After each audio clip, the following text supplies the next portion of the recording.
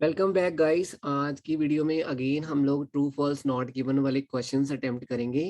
6 questions हैं यहाँ पे और पैराग्राफ दिया हुआ है, उसमें से हम देखेंगे।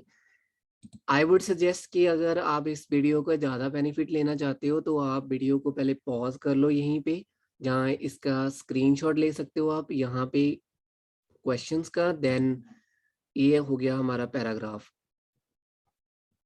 यहाँ तक की वीडियो को आप मतलब आगे पीछे करके ये क्वेश्चंस पहले अटेम्प्ट कर सकते हो एक्सप्लेनेशन सुनने से पहले, क्योंकि डायरेक्टली भी आप एक्सप्लेनेशन सुन सकते हो, लेकिन ज़्यादा बेनिफिट होगा अगर आप उसको पहले अटेम्प्ट कर लो, सो डेट कि आपको एक अंडरस्टैंडिंग हो जाएगी कि आप ट्रू फॉल्स नॉट गिवन में क्या आपने आंसर चूज किया। और लेट्स से अगर आपका कोई आंसर गलत होता है तो देन आप अगर एक्सप्लेनेशन सुनोगे तो आपको ज़्यादा अच्छे से उसकी अंडरस्टैंडिंग होगी। तो हम स्टार्ट करते हैं। तो अगर आप वीडियो रोक लिए पॉज करके एक बार क्वेश्चंस अटेम्प्ट करना चाहते हो तो आप अटेम्प्ट कर लो, देन उसके बाद एक्सप्लेनेशन सुनने वाला पार्ट स्टार्ट करना। तो यहाँ पे क्वेश्चन नंबर 9 बेसिकली किसी अलग पैराग्राफ में से लिए गए क्वेश्चंस हैं। अगर बॉडी पैराग्राफ देखते हैं, जो हमारा बेसिकली पैराग्राफ है कम्युनिटी एजुकेशन है, शॉर्ट कोर्सेज बिजनेस के ऊपर अलग अलग कोर्सेज मेंशन किए गए हैं। तो अगर हम क्वेश्चन नंबर 1 देखते हैं, जो क्वेश्चन नंबर 9 है यहाँ पे, business basic is appropriate for beginners. जो बिजनेस बेसिक जो कोर्स है वो एप्रोप्रिएट है किसके लिए? जो बिगिनर्स हैं उनके लिए। तो सिनोनिम्स का यूज होता है, बहुत रीफ्रेज करके उस इंफॉर्मेशन को लिखा गया होता है, तो आप ज्यादातर हम लोग वहीं पे कंफ्यूज होते हैं। तो बिजनेस बेसिक्स इसके रिलेटेड क्वेश्चन है, तो इधर ही इसका आंसर मिलेगा, कहीं और ढूंढने की जरूरत नहीं है। तो हम इसको अगर पढ़ेंगे तो यहाँ पे आके आपको मिलता है suitable for anyone requiring knowledge from the ground up. तो इधर उन्होंने बोला हुआ एप्रोप्रिएट, एप्रोप्रिएट को बदल के लिख दिया सूटेबल। और अगर हम दूसरा देखते हैं कि फॉर बिगिनर्स के लिए है सूटेबल, तो आप ऐसे सोचोगे कि सूटेबल तो बोला है फॉर एनीवन रिक्वायरिंग नॉलेज, पर फ्रॉम ग्राउंड अप, अगर ग्राउंड अप का मीनिंग नहीं क्लियर तो आप कंफ्यूज हो जाओगे और आप इसका आंसर फॉल्स भी लगा सकते हो, क्योंकि अगर आपने इसका मीनिंग कुछ गलत इंटरप्रेट किया, अगर आपने सोचा कि जिक्र ही नहीं आया कि किन के लिए है, तो आप नॉट गिवन में लिखा सकते थे अगर आपने अटेम्प्ट किया है, या लगा सकते हो। दोनों पॉसिबिलिटीज है। मैं यही मान के चल रहा हूँ कि आपने पहले वीडियो पॉज करके वो क्वेश्चन अटेम्प्ट किए हैं। तो knowledge from the ground up, ये एक तरह से सेम ही मेथड है ये कहने का कि आप अगर बिगिनर हो, बिल्कुल ग्राउंड से, नए से, बेसिक से आपको अगर सीखना है, तो ये कोर्स आपके लिए सूटेबल है। तो फर्स्ट का जो आंसर था वो ट्रू हो जाना था।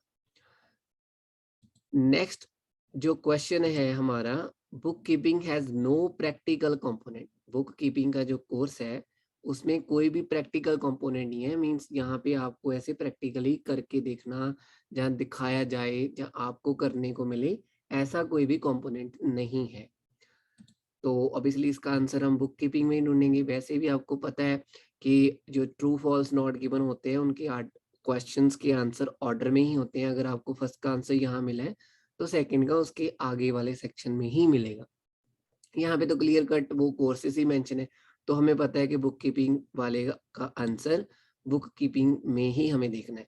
देखो 2 क्वेश्चन है बुक कीपिंग पे, दोनों ही देख लेते हैं। Book keeping has no practical component, book keeping is intended for advance students only. जो एडवांस लेवल के स्टूडेंट्स होते हैं उनके लिए ही है ये। तो अगर हम बुक कीपिंग में जाते हैं, this course will provide students with comprehensive understanding of book keeping and great deal of hands on experience. Provide students with comprehensive understanding of book keeping, कि उसकी मतलब डिटेल में आपको अंडरस्टैंडिंग मिलती है कि बुक कीपिंग कोर्स क्या है, जहाँ क्या क्या होता है उसमें। एक great deal of hands on experience, hands on experience, ये को यहाँ पे उसको प्रैक्टिकल कंपोनेंट बोला गया, लेकिन इधर उन्होंने चेंज करके बोला है कि आपको उसमें एक great deal of hands on experience मिलता है, कि आप खुद करके देखते हो। तो काइंड ऑफ सिनोनिम्स कि उसको रिफ्रेज करके लिख दिया। लेकिन ये देख के कि आपको बस समझ आ गया कि इधर उन्होंने हैंड्स ऑन एक्सपीरियंस लिखा है, इधर प्रैक्टिकल कंपोनेंट लिखा है, आप इसका आंसर ट्रू लगा सकते थे अगर आपने नो मिस कर दिया तो क्वेश्चन ये कह रहा है कि उसमें कोई प्रैक्टिकल कंपोनेंट नहीं है, लेकिन बॉडी पैराग्राफ हमारा कह रहा है कि hand on experience practical component मतलब प्रैक्टिकल एक्सपीरियंस आपको उसमें मिलता है। तो ऑब्वियसली ऑपोजिट इंफॉर्मेशन होगी तो ये फॉल्स हो जाएगा। नेक्स्ट जो हमारा क्वेश्चन था, book keeping is intended for advance students only, सिर्फ एडवांस स्टूडेंट्स के लिए है। तो उसमें अगर हम देखते हैं, अगर नेक्स्ट पढ़ते हैं, फिर कोड उसका दे दिया, फिर 19 अप्रैल 9 AM टू 2:30 PM, फिर उसकी कॉस्ट दे दी, यहाँ पे एक नोट दिया है 1 session only so advance bookings essential. तो देखो यहाँ पे ऐसा कुछ भी मेंशन नहीं किया कि कौन सी कैटेगरी के स्टूडेंट्स के लिए ये बेटर है। जैसे पहले मैं बताया था कि बिगिनर्स के लिए है या एडवांस के लिए है, ऐसा कुछ भी हमारे बॉडी पैराग्राफ में नहीं लिखा। लेकिन अगर आप कीवर्ड्स के बेस के ऊपर जो मेजॉरिटी ऑफ कैंडिडेट करते हैं कि वो कीवर्ड ढूंढते हैं कि एडवांस स्टूडेंट्स, तो आपको एडवांस कीवर्ड मिल गया। उधर जब आपने बॉडी पैराग्राफ चेक करना था, क्योंकि आपको एडवांस मिल जाना था, अगर आपका मोस्टली ये पैराग्राफ इजी है, डिफिकल्ट में थोड़ी ज्यादा उसमें मतलब मींस दिक्कत आती है हमें। यहाँ पे अगर आपने कीवर्ड्स के ऊपर लगाना होता आंसर तो आपने देखना था एडवांस का जिक्र आया, 1 session only so advance booking essential, तो आपने बोला था एसेंशियल है एडवांस बुकिंग। तो ऐसा कुछ मीनिंग अगर आप इसका मिस इंटरप्रेट कर लेते तो इसका आंसर आपने ट्रू लगा देना था।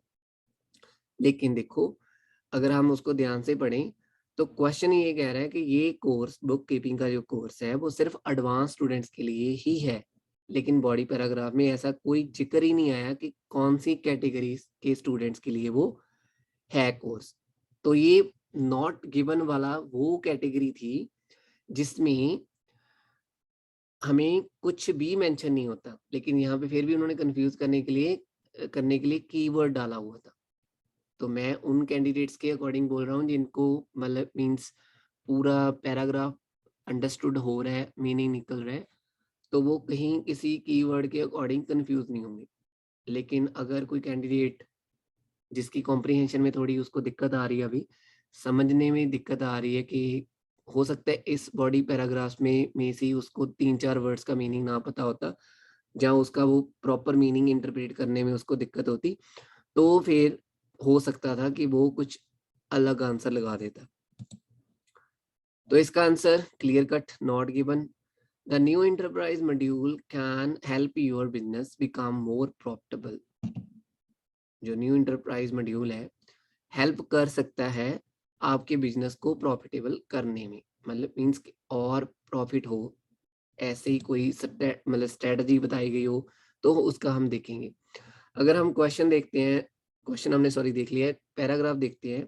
अंडरस्टैंड कंपनी स्ट्रक्चर्स, कि आपको कंपनी की स्ट्रक्चर्स के बारे में पता चलता है, टैक्स रेट्स के बारे में पता चलता है, डिडक्शंस क्या होती हैं, एम्प्लॉयर ऑब्लिगेशंस क्या हैं, उसकी रिस्पॉन्सिबिलिटीज क्या है एम्प्लॉयर्स की, profit and loss statements, GST and budgeting for tax, code दिया है, डेट्स दिए हैं और कॉस्ट दी है। अगर आप अगेन ये देखोगे कि प्रॉफिटेबल बना सकता है, ऐसा बोल रहा है क्वेश्चन, और यहाँ भी आप देखते होगे कि प्रॉफिट एंड लॉस स्टेटमेंट्स का जिक्र किया हुआ है, तो ये प्रॉफिटेबल बनाएगा नहीं। वो फिर आप मींस उस केस में आप मिस इंटरप्रेट कर रहे हो उसको, क्योंकि बॉडी पैराग्राफ ये पढ़ा रहा है बता रहा है कि मींस हमें क्या क्या सिखाया जाएगा उसमें। प्रॉफिट एंड लॉस स्टेटमेंट्स एक स्टेटमेंट्स होती हैं, जो कॉमर्स के स्टूडेंट्स होते हैं उनको ज्यादा बेटर तरीके से पता होता है इसका, लेकिन मैं फिर भी एक्सप्लेन कर देता हूँ। प्रॉफिट एंड लॉस स्टेटमेंट क्या होती है, बिजनेस में एक स्टेटमेंट बनती है जिसमें जिसके अकॉर्डिंग आपको पता चलता है कि आपका बिजनेस प्रॉफिट में रहा या लॉस में रहा। लेकिन profit and statement loss statements कभी भी आपके बिजनेस को प्रॉफिटेबल नहीं बनाती। तो वो जस्ट एक स्टेटमेंट है, यहाँ पे आप लिखते हो कि कितना प्रॉफिट हुआ या कितना लॉस हुआ, ट्रैक रखते हैं, ऐसे बोल सकते हो। तो ये क्लियर कट नॉट गिवन वाली कैटेगरी थी, तो इसका आंसर नॉट गिवन आना था। Social networking focuses on a specific website, ये हमारा इंपॉर्टेंट पार्ट था कि किसी पर्टिकुलर वेबसाइट का जिक्र किया हुआ है जिस पे वो फोकस करती है to help your business succeed. अब इसके बारे में पढ़ते हैं। This broad overview gives you the opportunity to analyse what web technologies are available and how they can benefit your organisation. ऐसा जिक्र तो आया यहाँ पे, तो आपने सोचना था वेब टेक्नोलॉजीज बोला हुआ है, इधर स्पेसिफिक वेबसाइट। वेब टेक्नोलॉजीज में अकेली वेबसाइट नहीं है, उसमें और टेक्नोलॉजीज भी आ जाती हैं। लेकिन जो क्वेश्चन बोल रहा है, क्वेश्चन ने बोला था इस स्पेसिफिक वेबसाइट, लेट्स से कि पैराग्राफ में ऐसे कोई वो वेबसाइट जिक्र करते हैं कि www.abc.com, इस वेबसाइट पे आप जाओ, वहां पे आपको इंफॉर्मेशन मिलेगी जो आपके बिजनेस को, जो आपकी ऑर्गेनाइजेशन को बेनिफिशियल हो सकती है। ऐसा कुछ भी मेंशन नहीं किया गया जहाँ पे। ओवरऑल जिक्र आया इन जनरल सेंस कि वेब टेक्नोलॉजीज अवेलेबल हैं जो आपके ऑर्गेनाइजेशन को बेनिफिट करती हैं, लेकिन स्पेसिफिकली नहीं बताया गया, तो कंट्रेरी इंफॉर्मेशन हो गई, तो फॉल्स हो जाएगा।